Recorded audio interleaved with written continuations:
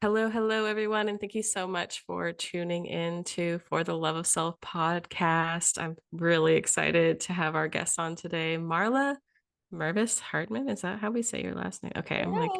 I usually am like scared to say people's last names. Mine's pretty easy. Yeah, it is. Yeah, thank you so much for being here today. I'm so glad you reached out because I think the work that you're doing is going to really be so helpful for the people listening today. Because honestly, I feel like my own journey with my body and food stuff has been so interesting. Um, but I really want to hear from you. Marla is a coach, a Reiki master. Is that you're a Reiki master? Is that right? Yes. And you have a new book out and you have a freebie for us. And we're going to be talking all about the work that you're doing around food and body. And just go ahead and actually start if you want to. I don't know if you want to get into your whole story or whatever, but just tell us first, like what it is that you're doing with your clients and helping people. Yeah. So I support people to find freedom with their food and peace with their body. But it doesn't stop there. That's just the first piece.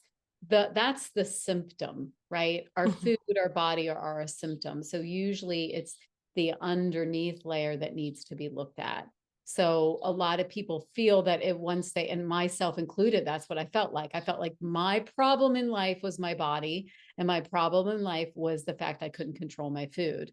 And the problem was that I was trying to control my food, right? And I was not liking my body. And that was the issue, but it was the underneath. It was the um, being critical. It was using my body and my food as a way to cope with my emotions.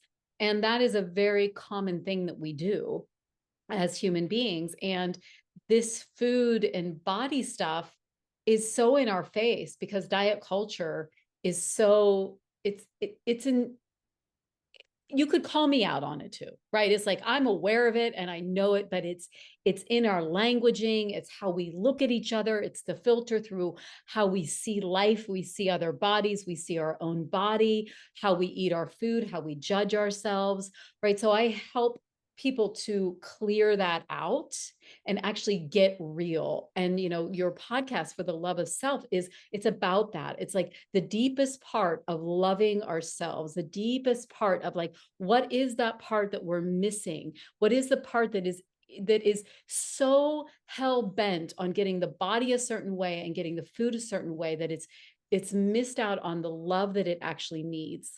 And it's going in and finding that and giving it actually what it needs. And that can look like a gazillion different things. That can look like a breath. That can look like having a good cry. That can look like learning how to reparent ourselves and doing deep inner child work, right?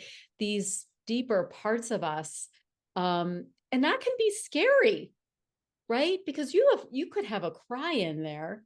And I've heard, I've had people say that to me over and over again. It's like, I'm afraid if I start crying, I will never stop Mhm. because there's such that well of emotion, right? And it's been pushed down for so long. And I just want to say for those people out there, you may have to have an extra long cry and it will feel so good when you do. I was in the car with Yeah. my son yesterday, and I was telling you I'm going on a trip, and it's all the things that I have to do, and I was feeling a lot of stress and overwhelm. And I said to him, I said, I just need a really good cry. And he's like, "Are you okay? Is there something wrong?" I'm like, "No, actually, if I cry, it releases my tension. It's a tool that I have access to and that I use. And it doesn't mean there's anything wrong. It just releases tension. I'm like, okay, now I'm good. Right. Yeah. So Yeah. really learning how to lean into our emotions and learning how to be with them and sit with them and hold them and care for them. And I'm going to slow down here because I could keep going. No, you're doing this is great. Yeah, because I would be curious, I think you really touched on this on what you were talking about, but I think about the woman that's out there who's just like, man, I cannot get disciplined. Like I cannot, like the diet culture thing that you're talking about. And I feel like a lot of the social media that we're seeing, and I think about young girls because I know from your TED talk that this started at a young age for you. And there's all this like wounding that actually is the root of the problem. And so, I think about like for the person or woman, let's say, because there's a lot of women that listen, but I feel like, what would you say to that person who's just like stuck in that cycle of thinking that it's like the problem is their habits or something like Right. that is a part of that, but it's like, you know what I'm saying? It's like Oh, great. I can't get to the gym. This is a great, great question. Because that's what happens. It's like, there's something wrong with me. Why can't I do this diet? Why can't I'm doing really well. And then all of a sudden I'm, shoving food in my mouth. Right. And all of a sudden I'm craving all these foods I was doing so well and feeling so good, so the most important thing we need to realize is that that whole cycle is what's wrong, not you. It's the fact that you're inside of a cycle. It's a cycle that doesn't actually usually work out for a long time. There's a lot of will in it.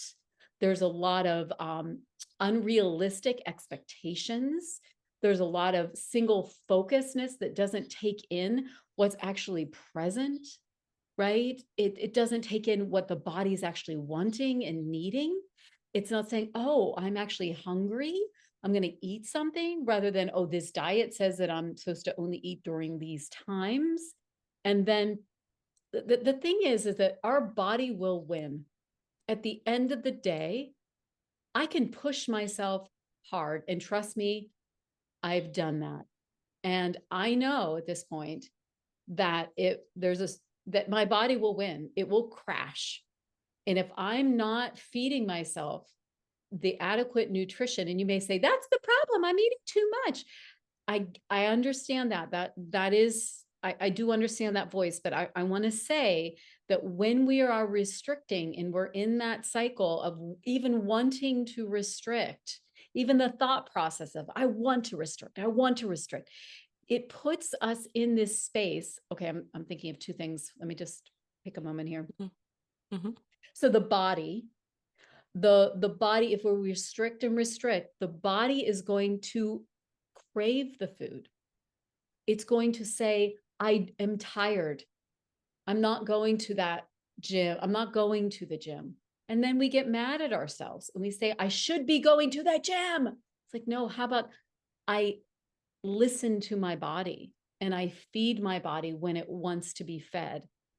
And so it takes some time to work this out. It's an inside out job. It's not a curriculum, a diet regimen. It's not an exercise regimen. I'm all for having things that support you. I think there's certain boundaries. There's certain boundaries that I have in my food. I'm not saying that I'm just like willy-nilly, just, eating at any time. I do have boundaries, and I have food challenges, right? As far as like, there's certain foods that I'm not able to, I choose not to give to my body because it creates havoc. So there are some boundaries, but where is the boundary coming from? Is it coming from love, or is it coming from this idea that if you do that boundary, you're going to get the body that you want, and that body's going to equal the love. And then the love means you're going to be okay. And then that means your life's going to be amazing. Yeah. It's a fairy tale.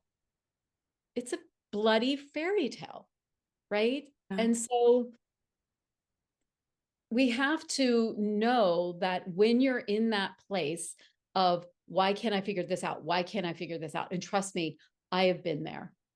It's when we have to realize that we need to have compassion for ourselves. We need to slow down and have compassion, and be like, oh, I'm not able to figure this out. Mm-hmm. This is a challenge. And possibly you need help.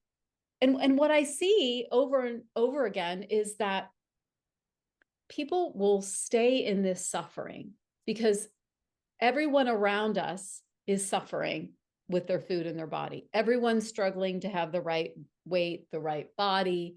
And so to say something like, I'm struggling with this, it's like, well, it doesn't really deserve the time, the energy, and the money that it needs, to find a coach or find a therapist or find the time to do it. And when you do, your life will change beyond your even wildest imaginations. And Mhm. and this is the thing. This was my fear, and I want to address this fear. If you go to someone and say, I want support to find peace with my body and my food, it doesn't mean that you're giving up on, it doesn't mean that you're letting it all go, right? Like my fear is if I was letting go of the control and if I actually accepted my body, like to accept my body was really hard for me. Like I would accept my body and then I would hear this voice being like, "Oh, don't worry. We're going to start feeling bad about ourselves soon." And it would almost made me feel like like it would I was like I didn't feel safe unless I was in that space of beating myself up because I was afraid that if I loved myself, I loved my body, I accepted my body, and I stopped having this grip on my food, that meant that I was going to gain a whole bunch of weight. And that was Yeah. terrifying. That was like death. That was like, dark night of the soul, identity buster, right? Like, oh my gosh. And for that first step, we have to realize that we don't have to give that up. It doesn't mean, I mean, sometimes it's just like, I don't care. I don't care what I look like. I don't care. I just want freedom. And for that, I say yes to that. But if you're afraid to take that step, then know that you don't have to give up on taking care of your body. I found it was completely the opposite for me. I learned how to listen to my body. I learned how to care for Mhm. my body. And I actually was able to step into the body that was authentically mine. Mhm.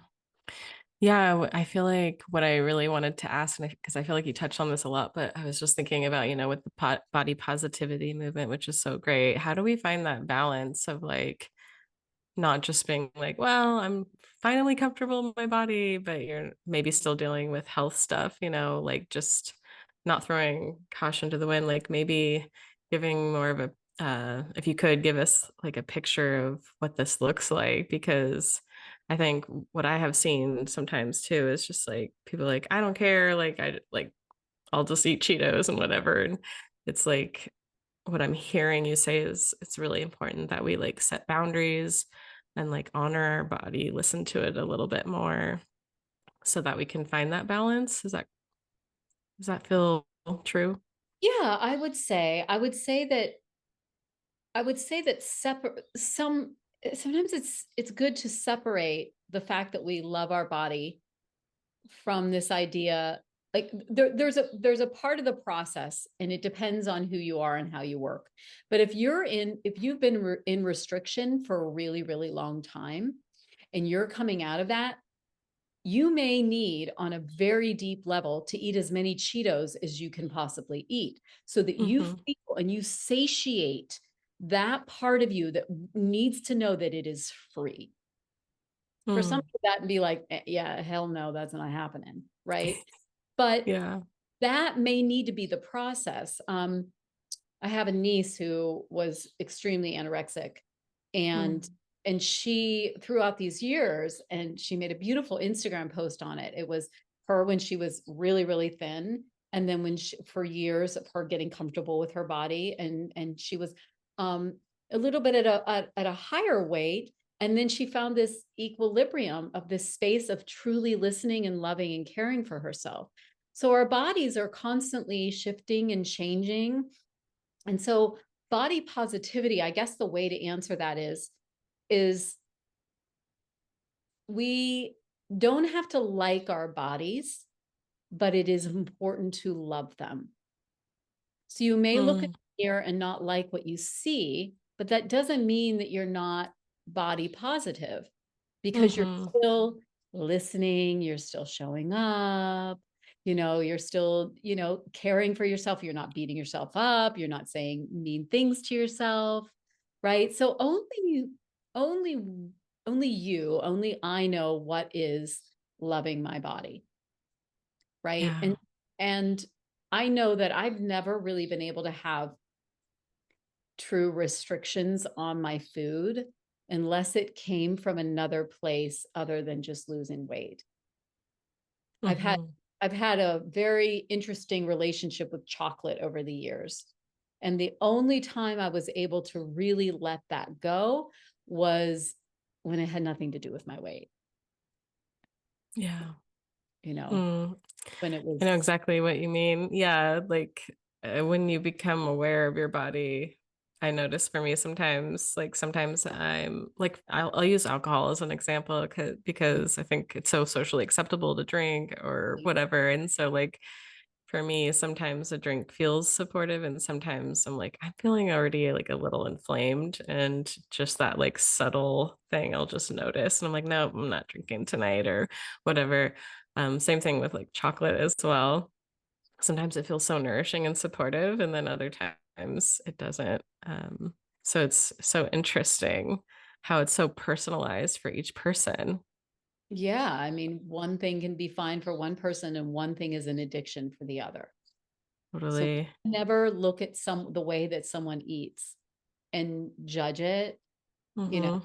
keeping your eyes on your own plate. I mean, I've had so many Yeah, eyes on my plate with, literally. like, literally, right? Like, don't judge, don't, and like I said, I feel like, I mean, for good reason too, because people were concerned about me because I was cuckoo crazy, right? So they're Mm, like, what's she eating? How's she eating? What's she doing? But it's like, and the things that I would do, what is she eating? Oh my gosh, she went for a second, like all the all the crazy things. It's like, keep just keep it to yourself, right? And yeah. these behaviors are a sign that there's something going on. So if Yeah. you're doing that and you're judging yourself, or you're looking at other people's food and you're judging it, that's a sign that there's some disorderedness in the way that you're viewing your food. That's not normal. That's not what Hmm. with food looks like. That is not freedom with food, to be looking around. So we need to look and be like, okay, well, am I looking at other people's food? Am I obsessing about it? Am I eating one meal? Now I'm thinking about the next meal. Like, those are the ideas that, like, okay, there's something going on here and I Yeah. need to address this. Hmm. I love that. I'm wondering if you would be willing to share your experience of hitting your goal weight. Yeah. I mean, how about that, huh? I'm sure a Yeah. lot of the listeners here have had those moments where you've hit the goal weight and you're like, we. Yeah. And for a lot of us, that can feel, look, we think it's going to feel really great. But often what sits in after that is, how am I going to keep this up? Yeah. Right. So we hit it. And then there's that fear, like we think the fear is going to go away. Like, okay, once I hit that weight, then I'm going to be okay. And it's like, no, once I hit that weight, now I have to figure out how to stay at that weight. So Hmm. I one of my dark nights of the soul, um, and I can just remember I was like working at the Hard Rock Cafe, and they brought in all these desserts afterwards. And it was actually the manager who was trying to hit on me because he knew I liked desserts. And I ate and I ate and I ate. And it was one of those things where I saw that and I'm like, there's no way I'm not going to be able to not eat all of this. Like, and some people would take a couple bites and they'd walk out, and I just made myself sick. So I came home that night and was rolling around in my bed and really feeling like it was, this is my life. This will always be my life. Hmm. So I mustered all that willpower. I mustered it all up and I'm like, I'm going to do it this time. I'm going to control my food. I'm going to make it happen. And I did. I really did. I I got in this space where I was able to control everything. I went to the gym all the time, and I really thought that I had found that freedom. right? And but I noticed that my life was crumbling around me. I wasn't Mm. going out with friends because of fear of food. I wasn't even wanting to make a lot of money because I was afraid if I made more money, then I would buy more food. Wow. Like how it got into everything, right? And still so many of those moment things that I'm looking, I'm like, wow, that food thing is showing up in my money now. Okay, I need to look at that. So Right. feeling awful and horrible, and finally went to the gym and stepped on the scale, and it was the number, the beautiful, wonderful number. And I cried like a baby.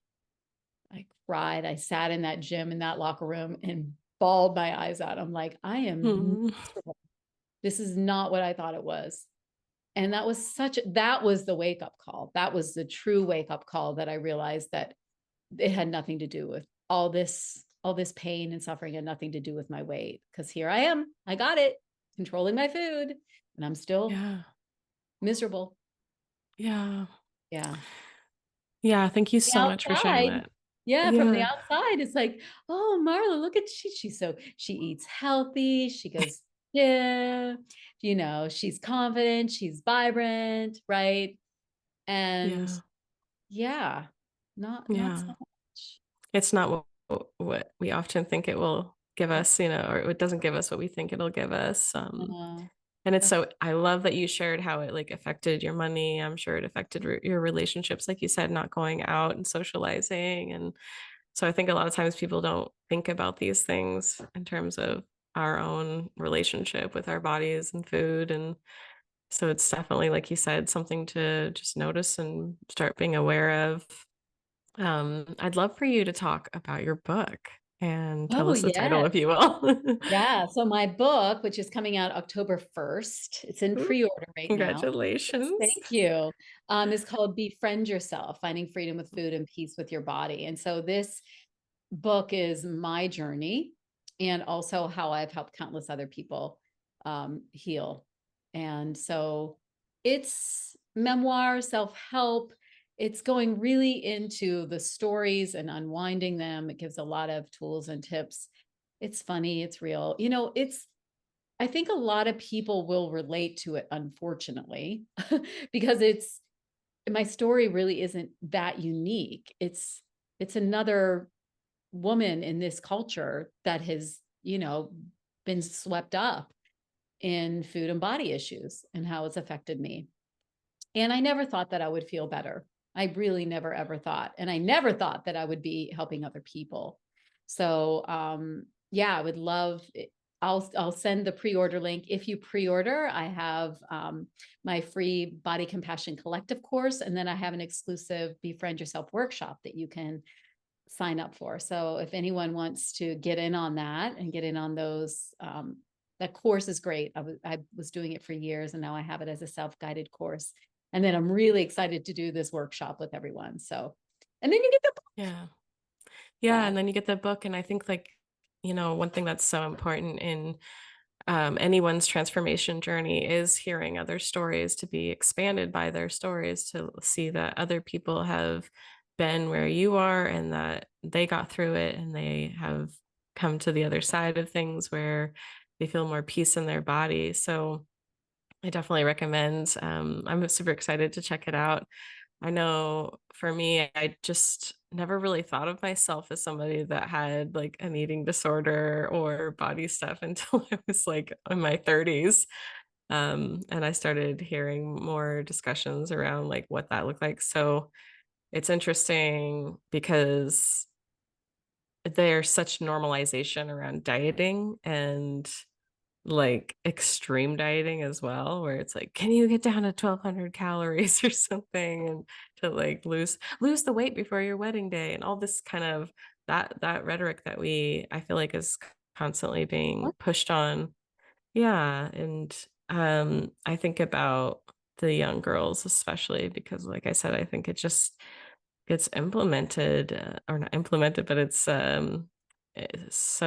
influencing these young girls all the time to be hyper aware. I mean, I have a 7-year-old and I already am noticing the ways in which she's moving her body and all this stuff that I'm like seeing her being influenced. And now I'm just like, okay, maybe like she's not on social media even, but I'm like the way Right. that they like hypersexualize little kids or like the way that they make girls seem a certain way so that they're influenced by that. I don't know if that makes sense, but yeah, it's Makes just, total sense. I think anyone that's listened to it completely goes, yes, yes, yes. And the yeah, thing is like it's it's being able to protect as much as we can our children, but also set them up to know that this is what is happening and what yeah, pointing it out. Like that thing that you're seeing there, that's actually not okay. Like yeah, what like so it's not like don't look, don't look. It's like, do you see those women up on that billboard with, their butts hanging out? yeah, That how does that make you feel when right.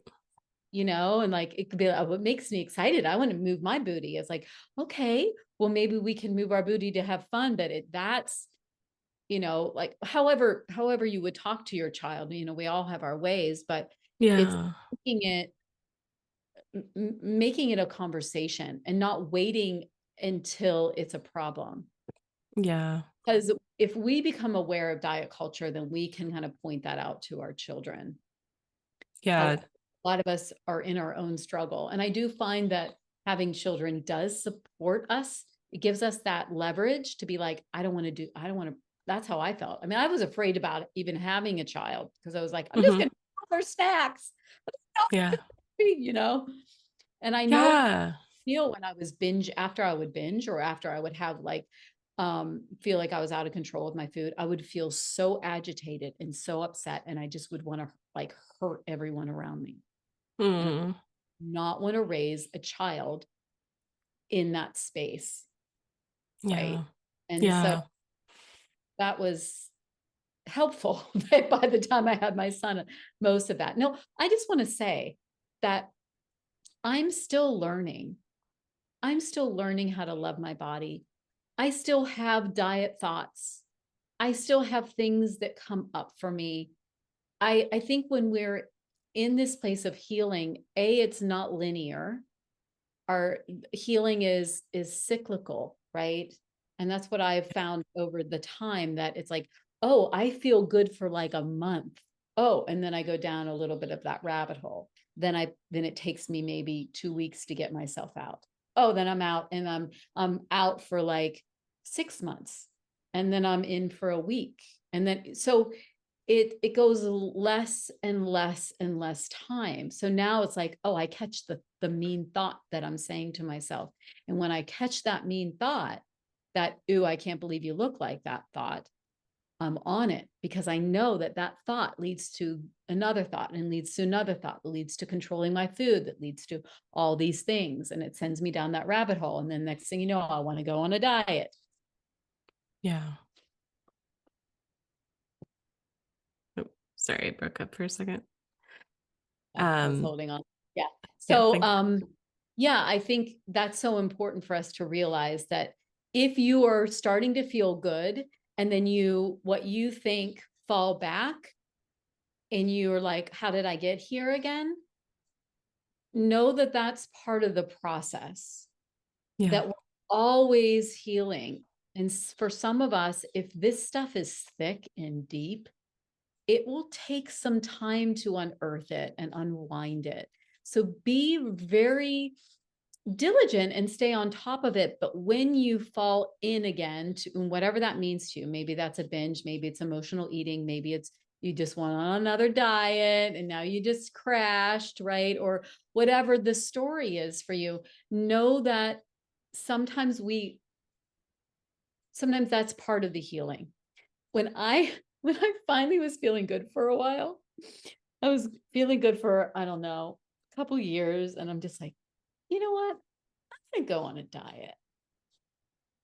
Now that I'm feeling good and I actually like my body and just want to see what it would be like to go on a diet from this place, from the place that I love my body, from the place of, because I was postpartum and I could eat anything at that point. Like I was one of those postpartum women who like breastfeeding, like I could just eat a lot. Starving, totally. I was starving. I was starving. I was like, I was too.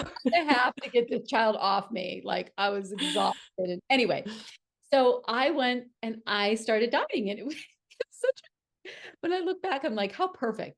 Because I started doing all this weird stuff with my food again. I was like hiding, eating chocolate. And I'm like, there's no one here. There's no house. And I was starting to do all those weird things. It came right back. And I'm like, Yeah. okay, this is not working at all. Never worked Yeah. before. And from this place of way more health and more sanity, it just made me completely insane. Yeah. Well, thank you for sharing that too, because like I was gonna ask about how motherhood might have brought some other stuff up because I feel like your body changes so much too. And then with, for those of us that did or are breastfeeding, like that brings up a whole other thing because yeah, like I was so hungry like all the time because you're Yeah. losing so many calories from breastfeeding and Oh, it can bring up stuff again. it brings up so much stuff, and it saddens me so much, and it makes me angry when I see other women banking on the fear of a postpartum mother. Get your Yeah. body back, work Bounce out, do back. these things, bounce back. Just like, Yeah. shut up. Do you Yeah. realize how that this process of postpartum is such a beautiful time? It's a time for our body to be soft. It's a time for us to have all the nourishing food to feed ourselves because we're hungry, and even can be even more so. And women put they and I get it. Like, oh my gosh, it's not like I don't get it. It is so uncomfortable. It is Yeah. so uncomfortable to be in a body that feels like, yeah, yeah. And it feels like it's Yeah. not your own, and it's not because it's your child's. Then it's this rites of passage. Who am I? What is this body? Now I'm a Yeah. mother, or now I have 3 kids. And now I'm giving my life away. Like, will I find myself again? And so there's so many emotions going on, and the easiest place to be angry at and be to take that discomfort is onto our bodies, and make our bodies okay. The one thing I can control is my food, and the one thing that I can control is my body, which is actually all an illusion anyway. But we think that if we can, then we'll get some control back. But it's good to Yeah. notice that and be aware of that. So when we're in that space, to be like, okay, and if you've had one child and you're going to have another, it's like, okay, getting yourself ready. Like, there's going to be a time where I'm going to be really uncomfortable, and like Mhm. setting that self up for that. What can I do for myself? How can I be careful and loving to myself? And how can I allow a lot of that diet culture stuff and those people saying that I'm supposed to have my body back? Because, and I've done, training on, restore your core work for women, is like women will go and do exercises for their gut, and they will mess themselves up, Yeah. I've not heard that doing before it the too. right way. Their bellies end up bulging out and making it worse. So you have to be really careful. If what you're actually after is getting your body back, then you really need to let yourself heal appropriately, and then be very careful around what kind of exercises, and you can do research on that. The right exercises from someone who knows postpartum care for the core to help you get back into your body. So that's what I would Yeah. say. Not don't get your body back, get yourself back into your body, get yourself back into your core. But don't do sit-ups. Please don't do I sit-ups. know. Yeah. Yeah. It's so crazy out there, but I think that through the work that you're doing of like going inward and just healing all of those deeper wounds, like you said, it's like it goes beyond the body and the food. There's more going on there. And so if we can get into these containers where we're in a community with people and having teachers like yourself, it really does help a lot. Um, and I just wanted to share one thing. I really appreciate you touching on the nonlinear healing journey and that just reminding people that they don't need to be fixed and healing is not linear. It's kind of all over the place. It's like a spiral. I don't know. The universe is crazy. So our healing will feel crazy sometimes. And I know I was just wanting to share like this weekend, we were out of town, so we were eating out a lot. And I remember this old thought came up that was like, there people are looking at how much food is on your plate, and it was kind of what you were touching on earlier, but it's like I have this old wound that's just like people are watching how much you're eating. They're thinking about how fat you are, and all these like terrible negative thoughts were coming up. And because of the somatic awareness and stuff that I have for myself, I just was like, okay, I can let that part of me like be in the room and just be like, I'm sorry that you're feeling that, but like I need protein. I need these nutrients right now. So it is just like loving all of it, integrating with all of that negativity and allowing it to take up space too. And it's hard work sometimes, but I mean, even for myself, it's still stuff comes up like that. So Yeah, I love that you're saying this. I think it's very important. Is like that voice that is saying maybe these mean things or saying, the fears that are coming up. Like you said, like giving it space to be in the room. So we're not shutting mhm. the voice up. We're allowing that voice to be here to be like, okay, you know, what do Like, what do you need? what do you need? What are you afraid of? What does this mean if someone's looking at your food? Well, they're going to look at my, so Yeah. consciously talking to ourselves, and we talk to ourselves all the time anyways. So Yeah. consciously be able to realize that there's a voice in there that is afraid or scared or angry or whatever, then there can be another voice. And so which voice can we allow to be louder? And can we allow this, as you were saying, this voice that's upset? You also had that other voice that was able to be like, oh, but we have to feed ourselves and we have to do these things and you're going to be okay. And that's really the Yeah. inner child work, heart's work. And, as you were saying, like somatically allowing that to be present, right? Naming it and calling it out. Yeah. Yeah, exactly. It's not always easy, but it's worthy of doing. It's where this work is worthy of doing, and just it's the sustainable journey, right? It's not the quick diet, the quick like I want to lose a quick 10 pounds. This is like a life changing thing that people can go through by reading your book when it comes out. And yeah, how can people get in touch with you? What's the best way? We're going to put obviously links in the show notes, but where Yeah. do you hang out and stuff? Yeah.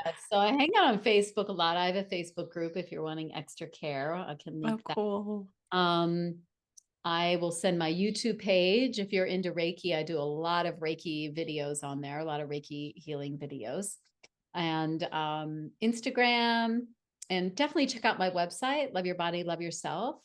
Mhm. And I'll send you the links for for my free gift I wanted to give you all. So I have Yes. Oh, please remind us. yeah. Yes. So I have an emotional eating. It's called Breaking the Cycle of Emotional Eating.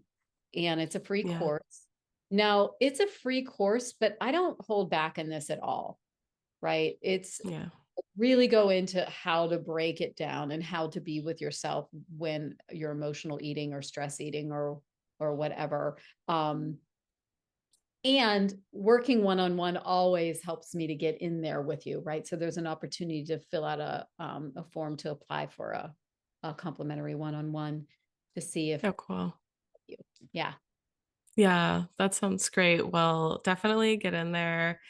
Um, I'm speaking to the audience. Like, get in there and touch base with Marla if you feel like you are someone that resonates with the things that we were talking about. Maybe you weren't even aware until now that maybe there are some issues around your relationship with food, your relationship with body. Maybe you're sick and tired of diet culture and trying to constantly be convinced of your body needing to be a certain way, which by the way, I wanted to touch on the fact that it's so interesting when you look at photos and movies over the years and how much the right body has changed. So there is no right body. Your body is the right body. Being in a body is lucky enough, right? So get in there and yeah, touch base with Marla. I hope everyone has gotten so much out of this episode. Thank you so much, Marla, for sharing your Thank you so story much. and your tips. Yeah. All right, Appreciate everyone, have a beautiful day. Hey, thank you so much for tuning in today. I hope you enjoyed the episode as much as I enjoyed sharing it with you. If you found this episode helpful in any way, I want to invite you to send it to someone who would benefit from it. Also, consider leaving a rate and review for the podcast, as it really does help the podcast get to the top of the recommendations list, so that even more people can get on the self-love train. Come follow me over on Instagram and TikTok at fortheloveof.self. That's at fortheloveof.self. Shoot me a message and let me know what your favorite takeaways were. I love meeting new people and watching them grow. And thank you again so much for tuning in today, as it really is an honor to be here with you. We'll catch you in the next one. Oh, and of course, don't forget to subscribe.